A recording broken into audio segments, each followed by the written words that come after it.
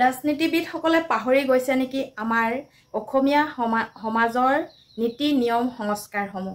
ৰাজনীতিবিদসকলে পাহৰি গৈছে নেকি আমাৰ অসমীয়া সমাজৰ মহিলাক কেনেকৈ সন্মান কৰিব লাগে আৰু মহিলাক কেনেধৰণে ব্যৱহাৰ কৰিব লাগে?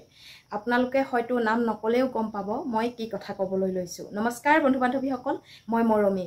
মোৰ ইউটিউব আৰু ফেচবুক পেজটিলৈ আপোনালোকক সকলোকে স্বাগতম জনালো। আশা কৰোঁ আপোনালোকৰ সকলোৰে ভাল। আমাৰ অসমত ৰাজনীতিবিদসকলে পাহৰি গৈছে নেকি?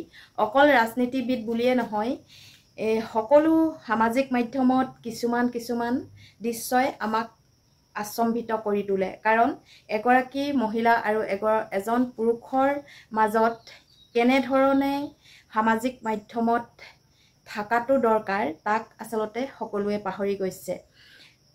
বিহু ফাংচনৰ পৰা ধৰি অতি ভাইৰেল হৈ পৰি আছে এই বিষয়টোৱে। আচলতে কেতিয়াবা এই কথাবোৰ মৌন হৈ থাকিলেও কেতিয়াবা দুই এটাৰ কথা ছ'চিয়েল মিডিয়াত ক'বলৈ মন যায়। কাৰণ জুবিন গাৰ্গক যেনেকৈ এগৰাকী যুৱতীয়ে গবা মাৰি ধৰিছিল আৰু পুৰুষে যদি গবা মাৰি ধৰে তেওঁক চিকিউৰিটি গাৰ্ডে গৈ পিনি ধৰি তেওঁক হাৰেছমেণ্ট দিয়ে। তেনেধৰণৰ কিছু কথা এতিয়া ভাইৰেল হৈ পৰিছে। ক'ৰবাত আকৌ দেখিব হিমন্ত মামাক মহিলাই চুম্বন কৰি বিতৰ্কত সোমাইছে। ক'ৰবাত আকৌ দেখিব অখিল গগৈদেৱে নিজৰ পত্নীসমৰ মহিলাক সাৱটি তেওঁ মৰম কৰি থকা দেখিব। হয়, দুখত সকলো পৰে, সেইটো সকলোৱে জানে। সেই বুলি আমাৰ নিজৰ সন্মান বা আত্মসন্মান হেৰুৱাই ইমানো তেওঁলোকৰ বাবে ভোটৰ লালসাত এনেকুৱা কৰাটো আচলতে সমাজে কি বুলি লৈছে নাজানো, কিন্তু মই মোৰ ফালৰ পৰা কৈছোঁ এইটো যুক্তি কোনো পধ্যে হোৱা নাই। দুখ সকলোৰে থাকে, সমবেদনা সকলোকে দিব পাৰে, কিন্তু কাৰোবাক সৰু ল'ৰাৰ দৰে মৰম কৰি, কাৰোবাক সৰু ল'ৰাৰ দৰে বুকুৰ মাজত সুমুৱাই সমাজক কি দেখুৱাবলৈ বিচাৰিছে অখিল গগৈদেৱে? হয়তো মোৰ কথাকেইটা কোৱাৰ বাবে বহুতে উভতি ধৰিব। উভতি ধৰাটোৰ কথা মই ভবা নাই। কাৰণ আমাৰ সমাজত এনেবোৰ ব্যক্তিয়ে যদি এনেধৰণৰ কাম কৰি দেখুৱায় বা এনেধৰণৰ বস্তুবোৰ ভাইৰেল হয়, তেনেহ'লে আমাৰ সমাজৰ অৰ্থই বা থাকিল কি? যিগৰাকী মহিলাক আচলতে নিজৰ মাতৃ বুলি ভাবে বা নিজৰ ভগ্নীকো মানুহে যেনেধৰণে আচৰণ কৰিব লাগে তেনেধৰণে কৰে, কিন্তু গাত স্পৰ্শ কৰি কাৰোবাক সান্তনা দিয়াটো আমাৰ অসমত একেবাৰে সৰু ল'ৰা ছোৱালীকহে কৰা দেখা যায়।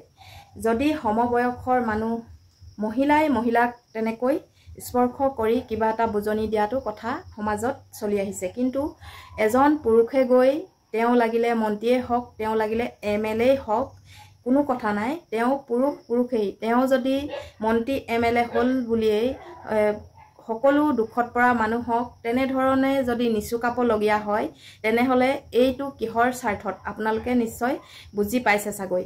যি স্বাৰ্থতে নহওক, কিন্তু মহিলাক এনেধৰণে মুখৰ আগতে বা স্বামীৰ সন্মুখত বা সমাজৰ সন্মুখত এনেকৈ কৰাটো আচলতে শোভা নাপায় বুলি মই মোৰ ফালৰ পৰা মন্তব্য আগবঢ়াইছোঁ আৰু আপোনালোকৰ ফালৰ পৰা মতামতসমূহ জনাব বুলি আশা কৰিলোঁ।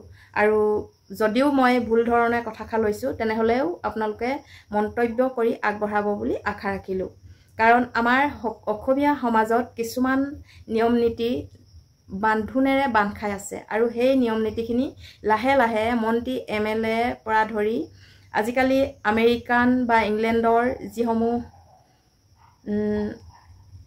প্ৰথা মানে তেওঁলোকৰ নিয়ম, সেই নিয়মসমূহে আমাৰ ইয়াত প্ৰচলিত কৰিবলৈ লোৱা যেন লাগিছে কথাবিলাকত, নহয় জানো? আৰু যেতিয়া ইছলাম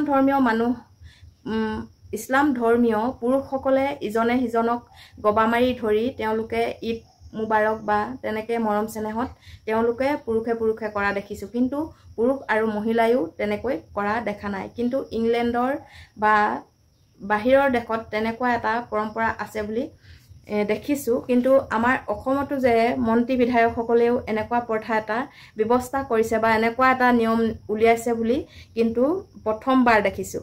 অখিল গগৈদেৱে যিহেতু 2-3 গৰাকী মহিলাৰ লগত এনেকৈ সাৱটি বা মৰম কৰি থকা ফটো আৰু ভিডিঅ'য়ে যথেষ্ট ভাইৰেল হৈ আছে সেই গতিকে মই আপোনালোকৰ আগত এই কথাকেইটা আগবঢ়ালোঁ আৰু ভাল লাগিলে লাইক কমেণ্ট শ্বেয়াৰ কৰিবলৈ নাপাহৰিব আৰু যিসকলে মোৰ চেনেলটো ছাবস্ক্ৰাইব কৰা নাই ছাবস্ক্ৰাইব কৰি কাষতে থকা বেল আইকনটো ক্লিক কৰি অল কৰি দিবলৈ নাপাহৰিব ধন্যবাদ